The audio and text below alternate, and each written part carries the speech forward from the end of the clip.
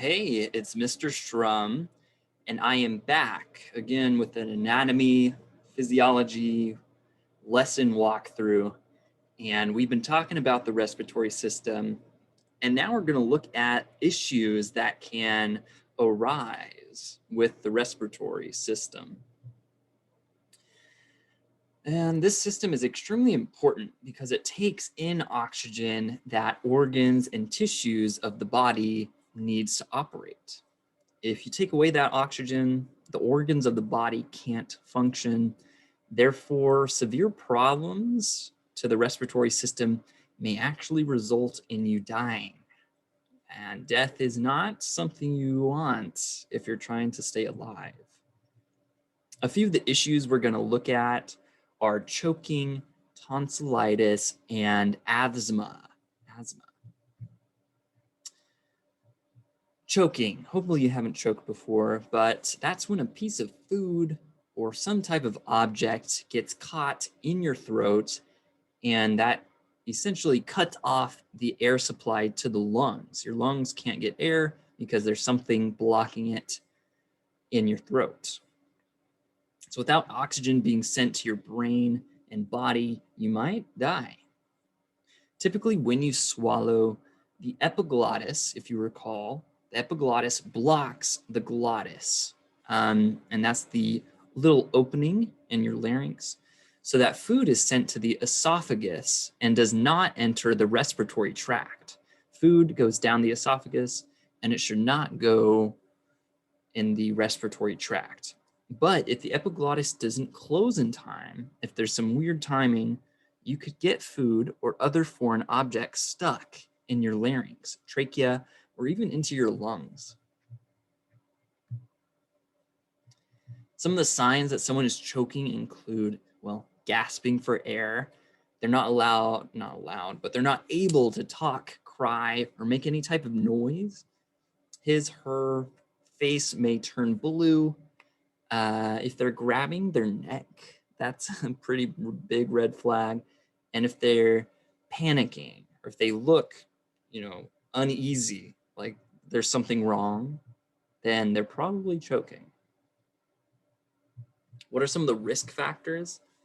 Well, choking can occur at any age, but it's very common for babies and younger toddlers. This can also occur if the person is talking or laughing while eating. So if you're doing some type of activity and then something happens, like you're trying to do two things at once, your body may not be able to handle that in some cases. So how do you treat choking? Coughing is your body's defense mechanism used to clear the airway. A good clean cough can often clear food or foreign objects before you choke. So that's, if you're coughing, that's your body reacting and trying to protect you. If someone is choking and they're not even able to cough, calling 911 and yelling for help is the best possible option. Another person nearby may be trained in the Heimlich Maneuver, and this is a special move where you're thrusting, abdominal thrusts, and these use the air inside the lungs to push out whatever is blocking the airway while choking. So by thrusting the person's abdominal region, that will use the air in the lungs to push out whatever is blocking the pathway for air. How do you prevent choking? Well, beware of foods that are easily choked on: hot dogs, nuts, grapes, raw carrots, popcorn, hard or gooey candy. It's okay to eat these, just be cautious when you eat them. Be sure to sit down, take small bites while you eat. Smaller bites are always easier for your body to digest and swallow. Avoid talking or laughing with a mouthful.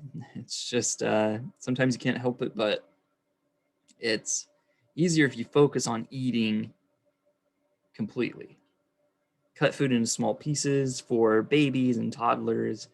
If a baby or toddler is around, keep small objects off the floor because sometimes they get curious and they eat stuff. Learn the Heimlich Maneuver from a qualified instructor. Now, the next issue, tonsillitis. Tonsillitis is inflammation of the palatine tonsils in the back of the throat. Generally, it is caused by a virus, but can also occur due to a bacterial infection. Some of the symptoms include red or swollen tonsils, white or yellow patches on the tonsil, sore throat, difficulty or painful swallowing, and then enlarged tender lymph nodes on the neck. What are some of the risk factors? Two of the most common risk factors are younger age. So this is very common between 4 and 18-year-olds in that range of age. And then frequent exposure to germs. So for example, school-aged children are surrounded by germs from their peers. Little kids are dirty. And when little kids are around other kids, that they just make each other dirty. And that's how that gets spread. Treatment. If the tonsillitis is caused by a virus, you can treat the infection at home by following these suggestions. Get plenty of rest, drink a lot of fluids, eat and drink comforting foods like warm soups or cold treats. Use a salt water gargle by combining 1 teaspoon of salt with 8 ounces of warm water. Then gargle the solution and spit it out. Use a humidifier or sit in a steamy bathroom for several minutes. If the tonsillitis is caused by bacteria, the individual will want to adhere to the suggestions above, and they'll probably prescribe you an antibiotic. Sometimes individuals suffer from this reoccurrence. That is known as chronic tonsillitis, where you keep getting tonsillitis. So for example, if a person's had 7 episodes in 1 year, that is chronic tonsillitis. And if that occurs, you may be recommended to have surgery to remove the tonsils. And that's called tonsillectomy. Ectomy is whenever you're removing something. How do you prevent it? The germs that are causing viral and bacterial tonsillitis are contagious. So the best way to prevent tonsillitis is to practice good hygiene. So same precautions we're taking with COVID will likely work for tonsillitis. Frequently and thoroughly washing your hands, especially after using the restroom or before you eat.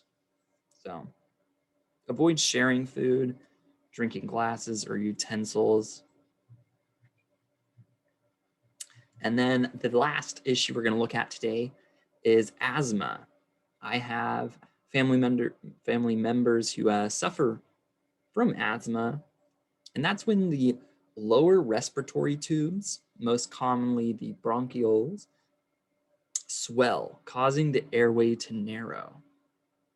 Excessive mucus may also be produced, and asthma results in difficulty breathing, wheezing, coughing, and shortness of breath. And here is a normal bronchial tube. And then you look here, the swelling of an inflamed bronchial tube of someone who has asthma.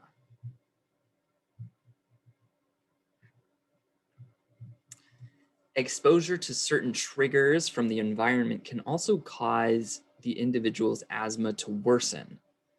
Common triggers include pollen, cat hair, mold, dust mites, exercise, and upper respiratory tract infections. So near your nose and throat, mouth region.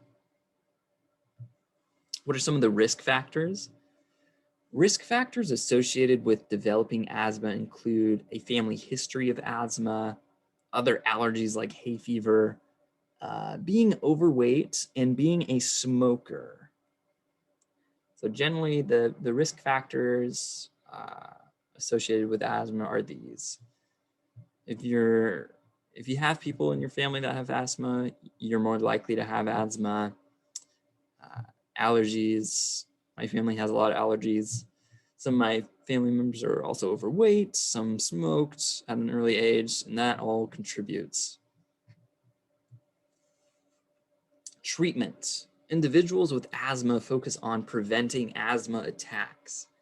Asthma attacks are when triggers from the environment cause the asthma to get even worse. The individual will work with their doctor to get an action plan together. So if you have asthma and you go to the doctor, they're going to try to recognize what's triggering the asthma. And then they're going to take appropriate action to avoid those triggers. Measuring personal breathing data. This helps to ensure that asthma medication is keeping symptoms in control.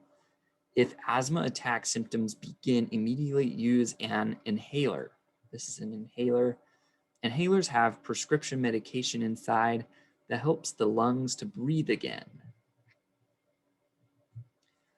Well, how do you prevent asthma? Although there's no surefire way to prevent asthma, individuals can prevent asthma attacks by following their personal action plan that they come up with when they see a doctor. All right, conclusion. Problems with the respiratory system can range from mild to severe. Coughing up water that goes down the wrong pipe is a mild temporary problem. Asthma, on the other hand, is a long-term problem, and it can be life-threatening. A few common issues that we discussed were choking, tonsillitis, and asthma. All right, so that is it for respiratory issues. And I will end that here. And next time we're going to look at the urinary system and the urinary system issues. So that'll be a fun one. Until next time, see you guys. Bye-bye.